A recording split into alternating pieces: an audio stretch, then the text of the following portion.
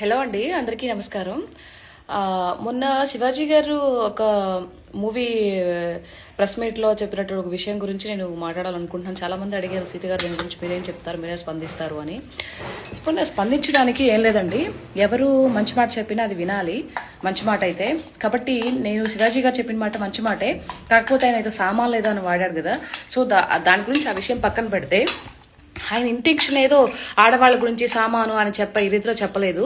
కాకపోతే ఏంటంటే, ఒంటి నిండా బట్ట ఏదైతే ఉందో కప్పుకోండి, బాగుంటుంది. చీర కానీ, చుడీదార్ కానీ, హాఫ్ శారీస్ కానీ, ఇవి బాగుంటాయి, అది మన ధర్మము అని చెప్పేసి ఇదిలో చెప్పాడు ఆయన. కొంతమంది దాని గురించి వక్రీకరిస్తూ వాళ్ళు చెప్తే వింటామా ఏంటి అనే ఒక నవ్వుతూ ఒకనటువంటి చేసే ఈ మాటలు ఏవైతే ఉంటాయో అవి నిజంగా దారుణం అండి.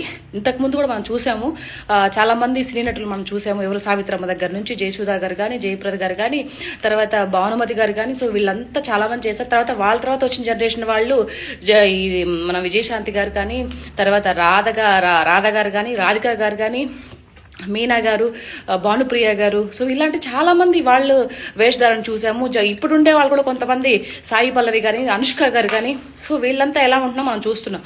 అంటే వీళ్ళు అనుకుంటారు మనం వాళ్ళకన్నా పెద్ద తోపులు అని అనుకుంటారు. అంటే అన్ని ఇప్పేసి వస్తేనే మనం చూస్తారు, మనం ఇదవుతాం, ఫేమస్ అవుతామని. అది ఆ ఒక్క విషయాన్ని వదిలిపెట్టేసేయండి.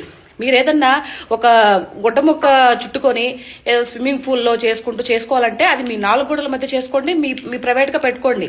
మీ యొక్క ప్రైవేట్ తనాన్ని ఎవరిని కాదనడం లేదు, దాన్ని మేమేం అనడం లేదు. కానీ మీరు అలాంటి వీడియోస్ కూడా పబ్లిక్ డొమైన్లో పెట్టేసి, ఆ సోకాల్డ్ వాళ్ళు ఇలా మాట్లాడతారు, సోకాల్డ్ ఛానల్ వాళ్ళు ఇలా మాట్లాడతారు, ఇలా వేస్తారు మా గురించి అంటే, మీరు తప్పు చేసి బయట సొసైటీని ఎందుకు అంటున్నావు? నువ్వు కరెక్ట్గా ఉంటే సొసైటీ నీ గురించి ఏం మాట్లాడదు కదా. ఒకవేళ మాట్లాడి నువ్వు పట్టించుకోవాల్సిన అవసరం లేదు కదా.